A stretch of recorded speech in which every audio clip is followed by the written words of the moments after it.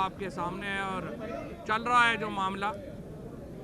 बड़ी बदकिस्मती की बात है कि एक ऐसे वक्त में जब पाकिस्तान की कौम के ऊपर एक इतना बड़ा महंगाई का बम मारा गया, कल इन्होंने पहले जो मीटिंग की उसमें 170 अरब रुपए के नए टैक्सेस पाकिस्तान के लोगों के ऊपर लगा दिए गए, और फिर रात को आपने देखा कि रात के अंधेरे में कारपेट बॉम्बिंग हुई महंगाई की पाकिस्तान के अवाम के ऊपर, और पेट्रोल और डीजल की कीमतों में बेइंतहा इजाफा जो है वो कर दिया गया। अब 272 रुपये के ऊपर तेल है, और अब यूं लग रहा है कि जो फ्लक्चुएशन आएगी इसमें मज़ीद इजाफा भी होने जा रहा है। और ये मैं आपको बताऊं कि ये उस वक्त में हो रहा है जब आलमी मार्केट में तेल की कीमतों में 24% कमी आई है।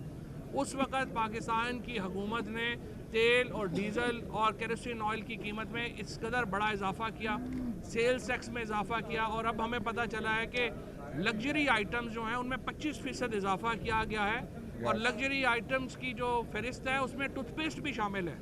यानी आप बुनियादी तौर के ऊपर पाकिस्तान की हुकूमत का पैगाम ये है कि दोबारा मसवाक की तरफ वापस चले जाओ, टूथपेस्ट भी ना खरीदो। इन हालात में जब पाकिस्तान का एक इतना बड़ा मईशत का बहरान पाकिस्तान की मिडिल क्लास की कमर तोड़ रहा है, उससे तवज्जो हटाने के लिए इमरान खान के ऊपर एक बेहुदा मुकदमा ये जो है वो चल रहा है। इस मुकदमे में एंटी टेररिज्म कोड की दफात शामिल की गई, और ये कहा गया कि इलेक्शन कमीशन के बाहर अगर आप पुरअमन मुजाहरा भी करते हैं तो आप दहशतगर्द हैं। पाकिस्तान के अंदर क्रिटिसिज्म की, तनकीद की जो स्पेस है, जो कानूनी एतबार से उसको ख़त्म किया जा रहा है। पाकिस्तान को एक नॉर्थ कोरिया मॉडल के ऊपर एक बिल्ड किया जा रहा है जिसमें इख्तलाफ राय की कोई गुंजाइश ना हो। वकला को उठाया जाता है, हमारे लोगों को उठाया जाता है, और राना सनाउल्लाह फ़ख्र से फिर कहता है कि हाँ हम इमरान खान को भी गिरफ़्तार करेंगे। इमरान खान पाकिस्तान के इस वक्त सबसे बड़े लीडर हैं, और उनकी इज़्ज़त और एहतराम के साथ उनके साथ जो ज़रूरी है कि जिस तरह पाकिस्तान के हर शहरी की इज़्ज़त और एहतराम होनी चाहिए, उसी तरह इमरान खान का इज़्ज़त और एहतराम होना चाहिए। क्योंकि चागी से लेके और आपके फॉर्मर फाटा एरियाज़ तक, चागी से लेके मालाकांड तक, और मालाकांड से लेके कराची और लाहौर तक, और गिलगित बल्तिस्तान से मुजफ्फराबाद तक एक ही आदमी है जिसकी आवाज़ पाकिस्तानियों को जोड़ती है, और वो इमरान खान है। आज आप एक वफाकी सियासी जमात और एक वफाकी लीडर को इस तरह से एक्सपोज करेंगे, उसे कमज़ोर करेंगे, आप पाकिस्तान को कमज़ोर कर रहे हैं। इमरान खान को कमज़ोर करना, तहरीक इंसाफ को कमज़ोर करना, पाकिस्तान को कमज़ोर करना है। और दूसरी तरफ जो यहाँ पे कहा जा रहा है कि उनको पेश होना चाहिए, हमें कोई प्रॉब्लम नहीं, लेकिन मसला ये है कि अभी भी जो डॉक्टर्स यहाँ पे पेश हुए, डॉक्टर्स का कहना ये है कि अगर इमरान खान यहाँ पे पेश होंगे, जब इमरान खान पेश होते हैं तो उसके बाद क्या होता है कि हज़ारों लोग जो हैं वो जमा होते हैं, उनको पॉसिबल ही नहीं है एक धक्कम पेल के बगैर इस छोटे से कमरे में कि वो जा सके। हमने कहा है आप वीडियो लिंक से हाज़िरी ले लें, हमने कहा है आप बैलफ से ज़रिए जो है वो हाज़िरी ले लें।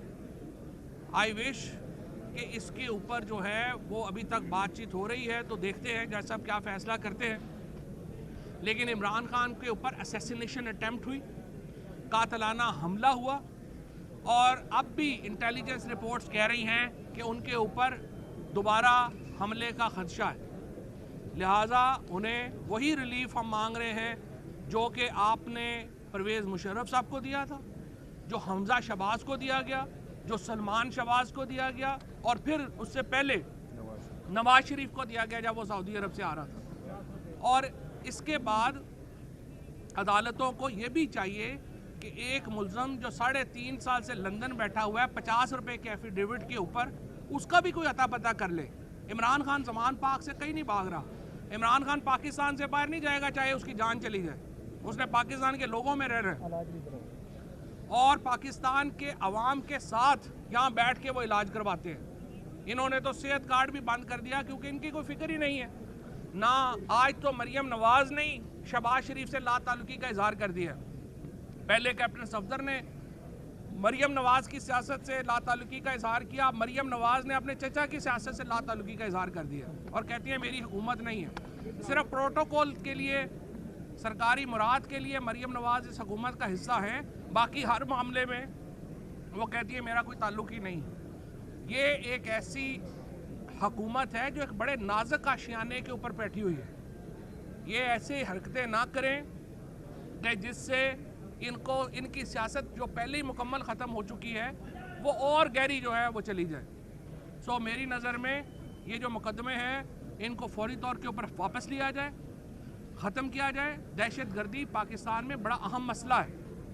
آپ جب انسداد دہشت گردی کے قانون کو اس غیر سنجیدگی سے استعمال کرتے ہیں, آپ اپنے ٹیررزم لاز کو کمزور کر رہے ہیں. 7 رکنی بینچ سپریم کورٹ کا کہہ چکا ہے اس طرح کے سیاسی مقدموں میں اینٹی ٹیررزم جو ہے وہ استعمال نہیں ہوگا.